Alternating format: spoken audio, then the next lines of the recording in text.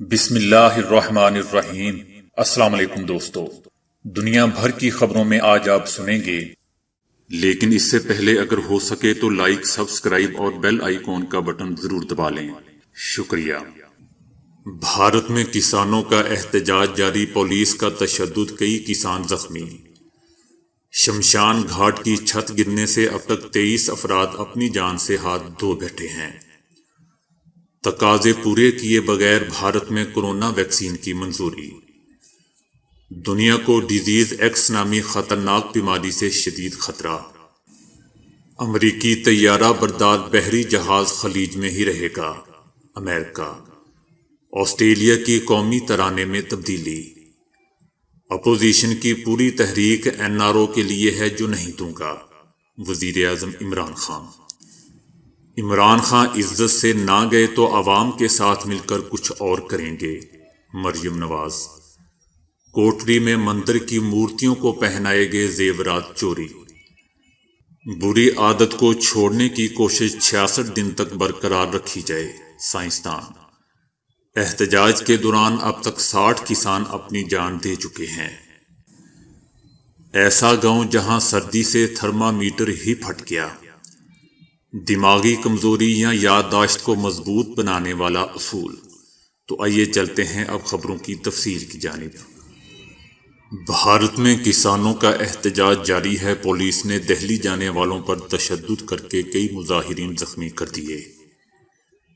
کسان رہنماؤں نے خبردار کیا ہے کہ مطالبات تسلیم نہ کیے گئے تو 26 جنوری کو بھارت کے یوم جمہوریہ پر ریلیاں نکالی جائیں گی۔ بھارتی کسانوں کے احتجاج میں شدت آ چکی ہے۔ ہریانہ، پنجاب اور راجستھان بارڈر پر مظاہرین اور پولیس آمنے سامنے آ گئے۔ بھارتی پولیس نے دلی کی طرف ٹریکٹر مارچ کرتے کسانوں پر گولیاں چلا دیں۔ کارروائی میں متعدد کسان زخمی ہو گئے۔ کسان رکاوٹیں ہٹا کر ٹریکٹر ٹرالی سرکاری دفتر تک لے گئے۔ کسان رکاوٹیں ہٹا کر ٹریکٹر ٹرالی سرکاری دفتر پر لے گئے۔ بی جے پی لیڈر کو جان چھڑا کر بھاگنا پڑا۔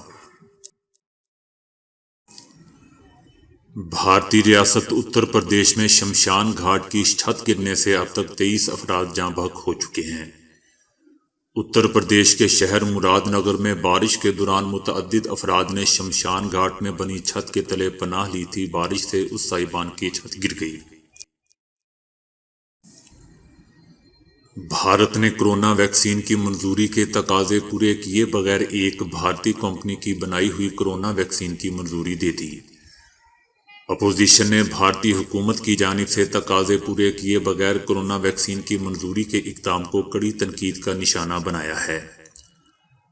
بھارتی ریگولیٹر نے بھارت بائیو ٹیک نامی کمپنی کی بنائی کورونا ویکسین کی منظوری دے دی ہے۔ ویکسین بنانے میں بھارت کے سرکاری اداروں نے بھی اپنا کردار ادا کیا تھا۔ اپوزیشن رہنماؤں کا کہنا ہے کہ مودی حکومت نے خلاف قاعدہ ٹرائل اور ویکسین کے مؤثر ہونے کے اعداد و شمار شائع کیے بغیر ویکسین کی منظوری دی ہے۔ دوستو، یاد رہے کہ بھارت کورونا کیسز کے اعتبار سے دنیا میں دوسرے نمبر پر ہے، جہاں اموات کی تعداد 1,49,686 اور 1,03,41,000 سے زائد افراد کورونا کی تشخیص ہو چکی ہے۔ دنیا کو مہلک بیماری ڈیزیز ایکس اپنی لپیٹ میں لینے کو تیار ہے، جو کورونا کی طرح دنیا بھر میں تیزی سے پھیل سکتی ہے۔ دوستو، ڈاکٹرز کا کام ہوتا ہے مریض یا دنیا کو تسلی دینا، جبکہ ایبولا کو دریافت کرنے والے پروفیسر جین جیکوس نے خبردار کیا ہے کہ یہ مہلک بیماری تیزی سے پھیلنے کی صلاحیت رکھتی ہے، جو پوری دنیا کو جلد اپنی لپیٹ میں لے لے گی۔ جین جیکوس نے 1976 میں ایبولا کو دریافت کرنے میں مدد دی تھی، اور اب انہوں نے ایک اور بیماری کے خدشے کا اظہار کیا ہے اور کہا ہے کہ یہ بیماری انسانوں کو دیکھتے ہی دیکھتے اپنی لپیٹ میں لے لے گی۔ پروفیسر جین جیکوس نے کہا ہے کہ اب انسانوں کو ان گنت ایسی بیماریوں کا سامنا کرنے کے لیے خود کو تیار کر لینا چاہیے۔ انہوں نے کہا کہ اب ہم ایک ایسی دنیا میں آ چکے ہیں جہاں اب آئے روز نئی نئی بیماریاں جنم لیں گی جو انسانوں کے لیے انتہائی خطرناک ثابت ہوں گی۔ مستقبل میں آنے والی بیماریاں کورونا سے بھی زیادہ خطرناک اور بھیانک ثابت ہو سکتی ہیں۔ کانگو میں ایک ایسے شخص کی شناخت کی گئی ہے جو کہ انتہائی مہلک اور حیران کن بیماری میں مبتلا ہے، جس کی بیماری کی ابھی تک تشخیص ہی نہیں ہو رہی ہے کہ اصل میں اس کے ساتھ مسئلہ کیا ہے۔ طبی ماہرین کا کہنا ہے کہ اگر ڈیزیز ایکس دنیا میں پھیل گئی تو اس کی اموات کی شرح 70% سے زیادہ ہوگی۔ WHO یعنی عالمی ادارہ صحت کا موقف بھی یہی ہے کہ ڈیزیز ایکس ہمارے سوچنے سے قبل ہی دنیا میں پھیل جائے گی، جس سے وسیع پیمانے پر انسانی جانوں کا نقصان ہوگا۔ جب پہلی بار ایبولا بیماری کا معلوم ہوا تھا، اس مریض کی تشخیص کرنے والا 80% عملہ موت کے منہ میں چلا گیا تھا۔ امریکہ نے کہا ہے کہ ایران کی جانب سے حالیہ دھمکیوں کے پیش نظر امریکہ کا طیارہ بردار بحری جہاز خلیج میں ہی رہے گا۔ اس سے قبل ایسی رپورٹس آئی تھیں کہ یہ جہاز واپس امریکہ جا رہا ہے، جس کو خطے میں کشیدگی میں کمی کی علامت کے طور پر دیکھا جا رہا تھا۔ یہ جہاز گزشتہ سال نومبر سے خلیج کے پانیوں میں گشت کر رہا ہے۔ امریکہ میڈیا نے اس ہفتے یہ خبر دی تھی کہ قائم مقام سیکرٹری دفاع کرسٹوفر نے اس کو وطن واپس آنے کے احکامات جاری کر دیے ہیں۔ تاہم سیکرٹری دفاع نے اس کے برعکس موقف اختیار کیا ہے اور کہا ہے کہ ایرانی قیادت کی جانب سے صدر ٹرمپ اور امریکی حکام کے خلاف جاری کی گئی دھمکیوں کے باعث ہم نے حکم دیا ہے کہ وہ وہیں رہے گا جہاں ہے۔ آسٹریلیا نے 140 سال بعد اپنے قومی ترانے کو تبدیل کرنے کا فیصلہ کیا ہے، جبکہ آسٹریلوی حکومت نے آبائی لوگوں کی تاریخ کی عکاسی کرنے والی تبدیلی کو قومی یکجہتی کے لیے غیر سگالی کا اقدام قرار دیا ہے۔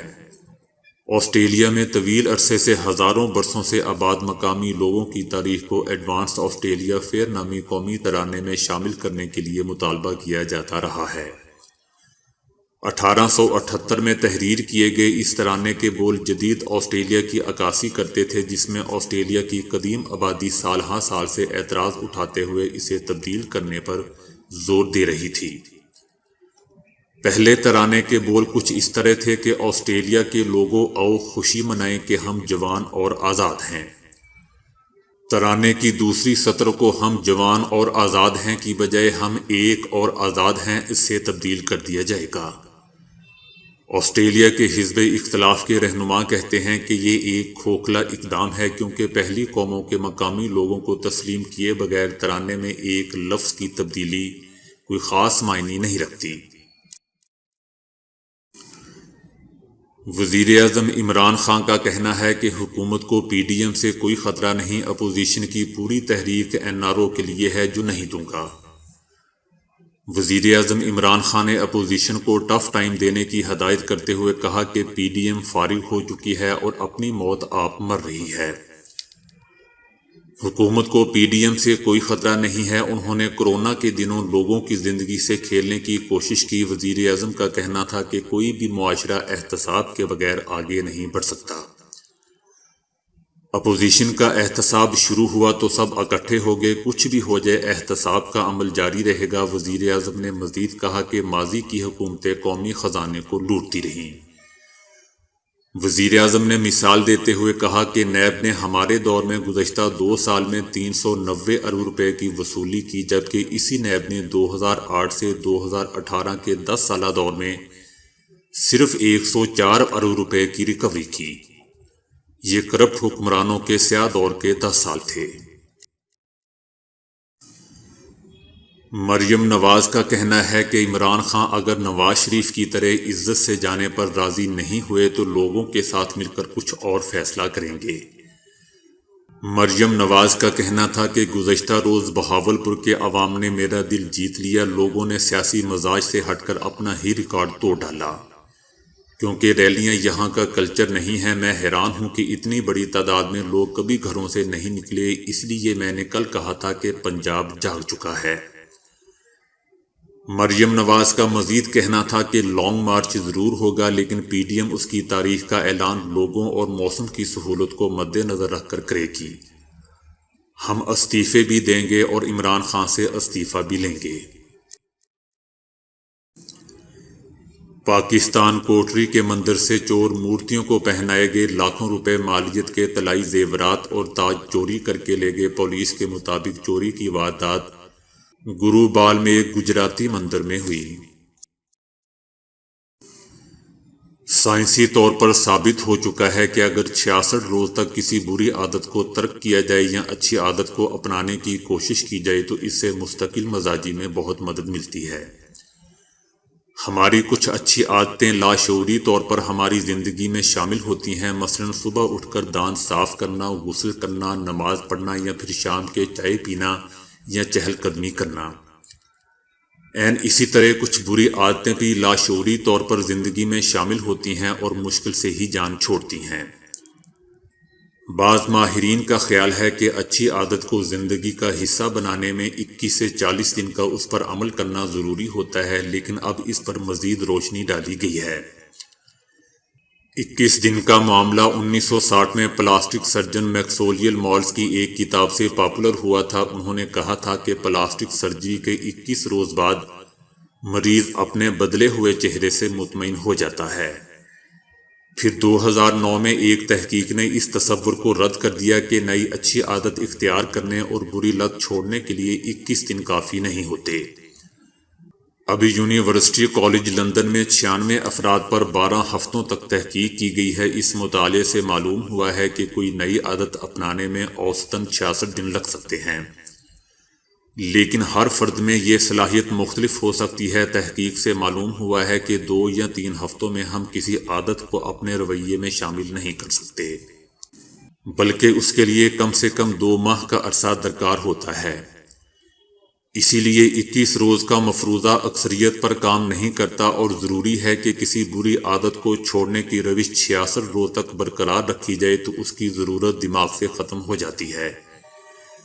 اس پر تحقیق کرنے والے ماہرین ٹموتھی پائیکل اور ایلیسن کا خیال ہے کہ پرانی عادتوں کو دماغ پر نقوش گہرے ہوتے ہیں اور اسی لیے کسی نئی اچھی عادت کو اپنانا پرانی عادت کو ترک کرنے کے مقابلے میں قدرے آسان ہوتا ہے۔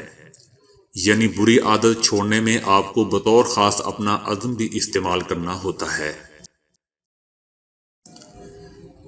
بھارت میں نئے زرعی قوانین کے خلاف احتجاج کے دوران اب تک 60 کسان اپنی جان سے ہاتھ دھو چکے ہیں۔ ہر 16 گھنٹے میں ایک کسان مر رہا ہے اور یہ حکومت کی ذمہ داری ہے کہ وہ اس کا جواب دے۔ حکومت اور کسانوں کے درمیان مذاکرات میں اب تک ڈیڈ لاک موجود ہے۔ کسان 1 مہینے سے زیادہ عرصے سے سخت سردی میں دہلی کی مختلف سرحدوں پر دھرنا دیے بیٹھے ہیں اور ان کا احتجاج جاری ہے۔ گزشتہ ہفتے وزیر اعظم نریندر مودی نے کسانوں سے مخاطب کرتے ہوئے کہا تھا کہ سیاسی مفادات رکھنے والوں کے بیانات سے گمراہ نہ ہوں۔ تاہم مظاہرین نے حکومت پر الزام عائد کیا تھا کہ وہ انہیں بدنام کرنے کے لیے غلط بیانیہ کو پھیلا رہی ہے۔ اب تک کسانوں اور حکومت کے درمیان مذاکرات کے 7 دور ناکام ہو چکے ہیں۔ گزشتہ سال متعارف ہونے والی نئی اسکیم کے تحت مودی حکومت نے 9 کروڑ کسانوں کے لیے $2.50 کا مالیاتی پیکج ریلیز کیا تھا۔ دنیا کا ایسا گاؤں جہاں جنوری میں اوسطاً درجہ حرارت -50 ڈگری سینٹی گریڈ ہوتا ہے اور آنکھوں کی پلکوں میں 4 دیواری سے باہر نکلتے ہی برف جم جاتی ہے۔ روس کے علاقے سائبیریا میں واقع اس گاؤں میں اس سال اتنی سردی پڑی کہ وہاں نصب کیا جانے والا الیکٹرانک تھرمامیٹر بھی -62 ڈگری سینٹی گریڈ پر دم توڑ گیا، جو کہ اب تک ریکارڈ ہونے والے کم ترین درجہ حرارت سے 1 سینٹی گریڈ ہی کم ہے۔ اویمیا کون نامی اس گاؤں میں سیاحوں کو درجہ حرارت سے آگاہ رکھنے کے لیے گزشتہ سال الیکٹرانک تھرمامیٹر نصب کیا گیا تھا، مگر گزشتہ دنوں وہ -62 ڈگری پر پھٹ گیا۔ اس گاؤں میں 1920 کی دہائی میں 500 افراد بسنے آئے تھے جو بنیادی طور پر چرواہے تھے، اور انہوں نے اس گاؤں کو نام دیا جس کا ترجمہ ہے کہ وہ پانی جو کبھی جمتا نہیں ہے۔ یہی وجہ ہے کہ اس جگہ پر رہنے والوں کو دنیا کے سرد ترین مقام پر رہنے کا اعزاز دیا گیا ہے۔ یہاں کے باسی اپنی گاڑیوں کو سرد موسم میں بھی ہر وقت آن رکھتے ہیں کیونکہ بند ہونے کی صورت میں وہ دوبارہ سٹارٹ نہیں ہو سکیں گی۔